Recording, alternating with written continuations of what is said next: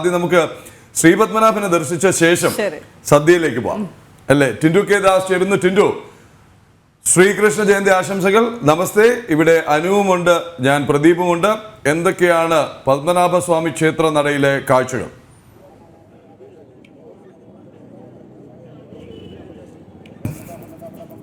ആദ്യം തന്നെ പ്രദീപ്ല, അനു, നമസ്കാരം.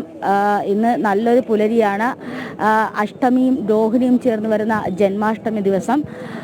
ലോക നന്മയ്ക്ക് അപജയം സംഭവിച്ചപ്പോൾ ഭഗവാൻ ശ്രീകൃഷ്ണൻ ജന്മമെടുത്ത ദിവസവും കൂടിയാണെന്ന് നാരായണസ്വാമിയുടെ സന്നിധിയിൽ നിന്നുമാണ് ഞാൻ ലൈവ് ചെയ്യുന്നത്. നമുക്കറിയാം, നാരായണൻ്റെ 9ാമത്തെ അവതാരമാണ് ശ്രീകൃഷ്ണൻ. അപ്പോൾ ശ്രീകൃഷ്ണ ജയന്തിയോടനുബന്ധിച്ച് എല്ലാ തരത്തിലുള്ള ആഘോഷങ്ങൾക്കും ശ്രീ പത്മനാഭസ്വാമി ക്ഷേത്രത്തിൽ തുടക്കമായിട്ടുണ്ട്.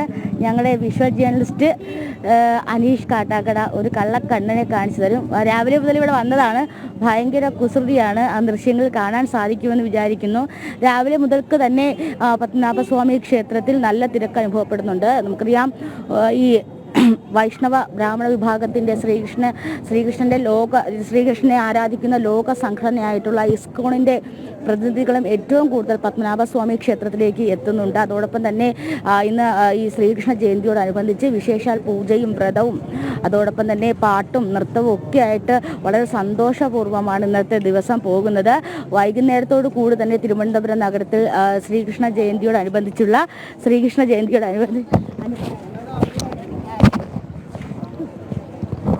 നമ്മളൊക്കെ ഒരു കള്ളകൃഷ്ണനെ കിട്ടിയിട്ടുണ്ട്. എന്താ